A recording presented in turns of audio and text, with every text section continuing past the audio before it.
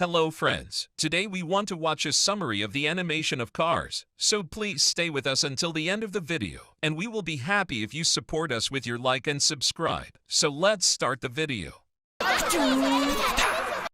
During the last race of the 2006 Piston Cup racing season, a skilled but arrogant rookie race car named Lightning McQueen overtakes seven-time champion Strip the King Weathers and perennial runner-up Chick Hicks. However, due to Lightning's refusal to have his tires changed during pit stops, his rear tires burst into flames on the final lap. Lightning just barely manages to cross the finish line simultaneously with Chick and the King, resulting in a three-way tie. Race officials announced that the three racers will compete in a final tiebreaker race at the Los Angeles International Speedway in 1 week while traveling down Interstate 40 to California. Lightning becomes separated from Mac, his transport truck, and gets lost on U.S. Route 66, catching the attention of the local Radiator Springs sheriff in the process. A chase ensues, during which Lightning crashes and gets tangled in wires, damaging part of the town's main street. In the process, Lightning is taken to traffic court, where the town's attorney Sally Cara pleads against Lightning. He is sentenced to repave the road using Bessie, an asphalt-laying machine. Only interested in leaving and extremely furious, he makes an escape attempt before being hooked up, only to figure out his gas tank was siphoned. Lightning rushes through his first day of paving, and the new road surface is so bumpy, unusable, uneven, and poor that he is told he must scrape it off and start over again. When Doc Hudson offers Lightning a deal, beat Doc in a race around Willie's butt, and he is free to go, Lightning eagerly accepts. He leaves Doc in the dust at the starting line but loses control on the loose dirt turn and crashes into a cactus patch.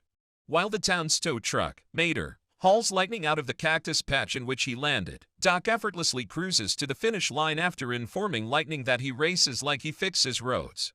Lightning is compelled to scrape off the botched pavement and start over again. After Lightning completes a section of the road for the night, Mater asks if he would like to do something fun. He finds out that Mater was talking about a game called tractor tipping. Lightning tries to back down but is convinced by Mater. Mater shows him how to tip a tractor. Lightning, having a go, approaches a tractor with Mater urging him to do it. Lightning then roars engine, waking every tractor in the field with all of them tipping over and farting all at once. They have a laughing moment. As the ensuing days pass, Lightning is disturbed by nightmares of Chick Hicks winning the Piston Cup and landing Dinoco. He starts to befriend the town's residents and learn more about the town in the process. How Radiator Springs was once a thriving town until completion of the nearby interstate bypassed the little town, depriving it of its business traffic and visitors, and ironically, depriving those passing visitors of the natural beauty found in the scenery along the old highway. How Sally left behind her rich but unhappy life as an urban lawyer. What tractor tipping is, and how Doc Hudson was once a famous race car himself, the Hudson Hornet, and three-time Piston Cup champion until a horrible crash in 1954 ended his racing career. Doc bitterly refuses to reveal much about his past despite Lightning witnessing him expertly drifting through the loose dirt of Willie's butt where Lightning crashed, labeling his old trophies as a bunch of empty cups. By the time Lightning finishes repaving Radiator Springs' main road, he has formed a bond with the town and its residents. Rather than immediately leaving for California, as he had initially been eager to do, he spends the day touring the town's businesses, receiving a fresh coat of paint and new tires in the process, and participates in a cruise party that night.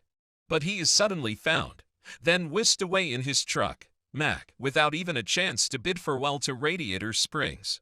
The town's residents are sad to see him leave, and Sally is grumpy to learn that it was Doc who ultimately informed the media of Lightning's whereabouts.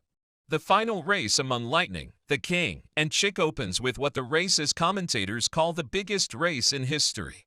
Lightning is distracted by his memories of Radiator Springs, losing time to the King and Chick Hicks, and begins to fear he will simply lose. To his surprise, Doc Hudson has arrived at the race, with Mater and a few others from Radiator Springs who will serve as his pit crew. Lightning approaches the finish line. Chick sideswipes the King in a desperate attempt to avoid finishing behind him yet again, sending the King into a terrible rollover crash. Lightning, fearing that the King's racing career will end in the same way as did the Hudson Hornets, comes to a full stop right before the finish line, choosing to accept loss. Lightning then backtracks to push the veteran racer across the finish line ahead of him, saying that I think the king should finish his last race, while McQueen is cheered as a hero for his good sportsmanship. Tex from Dinoco, the King sponsor company, offers to support Lightning as his new sponsor, but Lightning, having now had a change of heart, respectfully declines, saying that his current sponsor Rustaz gave him his big break and he wanted to continue with them. After the race, Lightning returns to Radiator Springs, announcing that he will establish his racing headquarters there. While watching the announcement of the first-ever World Grand Prix sponsored by former oil tycoon Sir Miles Axelrod to promote his new renewable fuel Alanol, Mater gets angry when phone car Francesco Bernali starts boasting about how he is far faster than Lightning and manages to contact the TV studio The Mel Dorado Show by phone to confront him. Lightning intervenes and accepts Bernali's challenge to race against him in the Grand Prix. By suggestion of Lightning's girlfriend Sally Cara, Mater travels with him to Tokyo, Japan to the first race of the Grand Prix. But Lightning is worried if Mater could manage to behave properly. His fears are confirmed when Mater creates a series of ruckus in the debut party. While going to the bathroom, Mater comes across two thugs confronting an American secret agent named Rod Torque Redline, who slips a device containing classified info into his body without him noticing, and is approached by McMissle's assistant Holly Shiftwell, who mistakes him for the agent, and they agree to meet during the race in the following evening. Rod is then captured and brought to Professor Z, who reveals that cars fueled with Alanol explode when hit with an electromagnetic pulse. He makes a demonstration on the agent himself after figuring that Mater has the info, and orders his men to capture him. The race in Tokyo begins, and Francesco Bernali soon takes the lead until he is surpassed by Lightning. Zundap's agents make use of an electromagnetic pulse generator disguised as a camera to ignite the Alanol in some competitors, leading to some accidents. Finn McMissile and Holly Shiftwell find that the agents are coming after Mater, and manage to have him flee to the streets by hacking the transmitter he is using to pass instructions to Lightning, which ends up having Lightning surrendering the lead to Francesco by mistake. Finn manages to save Mater from his pursuers, but Lightning blames Mater for losing the race and claims that he does not need his help anymore. Saddened for having his best friend angry on him, Mater leaves to the airport to take a plane home. But once again, he is pursued by the professor's thugs just to be rescued in time by Finn. Still mistaking him for a secret agent, Finn and Holly ask Mater to help them thwart Zundap's plans. In Porto Corsa, Italy, where the second leg of the Grand Prix is being held, Mater manages to infiltrate one of the criminals' meetings disguised as Ivan, another tow truck. He finds that the mysterious chain of accidents occurring during the races is part of a plan to discredit the Alanol and ensure that all cars keep using conventional fuel to secure the profits of their organization, who managed to secure the largest unexplored oil resources in the world. With most cars out of the race due to the explosions, Lightning and Francesco end up in first and second respectively. Sir Axelrod states that with the Alanol under suspicion, he decides to suspend use of the fuel for the third and final leg in the UK, but Lightning states that he trusts Axelrod's fuel by Fillmore's advice and will keep using it. The criminals then decide to have Lightning killed in the next race.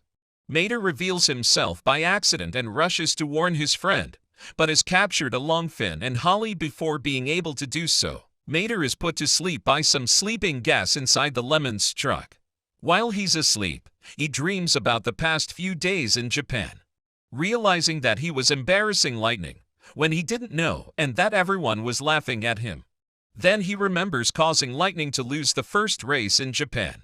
Mater wakes up finding himself tied up in London inside Big Bentley with Finn and Holly, also tied up. The last race begins, and the criminals use the electromagnetic pulse device on Lightning. But surprisingly, nothing happens. Mater learns that a bomb was put into Lightning's pit crew area, set to explode when Lightning stops there. Mater then manages to escape to warn his friends. Finn and Holly succeed in freeing themselves as well, but they find that the bomb is actually on Mater, swapped with his air filter. They warn him about the bomb just when he is about to rejoin the others, and Mater flees to protect them, with Lightning going after him unaware of the situation. Professor Z tries to detonate the bomb remotely, only to find that the device is out of the signal's range. He then orders his thugs to corner Mater with his friends to have them explode together, but Finn, Holly, the army by sheriff have him arrested. Finn orders Zap to deactivate the bomb on Mater, but he claims that only the one who installed it is able to do so. Mater then figures out that the true mastermind behind the criminal acts is none other than Sir Axelrod himself, whose aim was to have the world relinquish the use of all alternative fuels in favor of the oil reserves in his possession. Axelrod ends up confirming Mater's suspicion when he is confronted by him and forced to deactivate the bomb with a voice command to prevent it from killing himself. For exposing Axelrod as a criminal mastermind, Mater is knighted by the Queen, returns home with his friends where the cars from the Grand Prix take part into their own unofficial Radiator Springs Grand Prix. Fillmore reveals that Sarge replaced Lightning's Alanol before the last race with his own organic fuel mixture, which is what prevented Lightning from being affected by the electromagnetism. Finn and Holly pay a visit to Mater and invite him to join them in another secret mission. But he declines, claiming that he is in the place he should be. During the credits, Lightning McQueen and Mater are shown to be driving through various locations around the world before finally returning to Radiator Springs.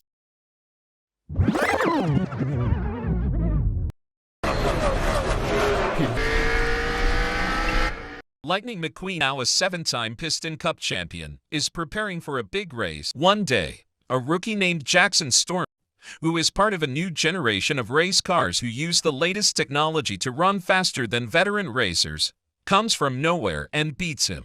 After a few more races, most of the other veterans, including Bobby and Cal, have either retired or dismissed by their sponsors to make way for the next gens.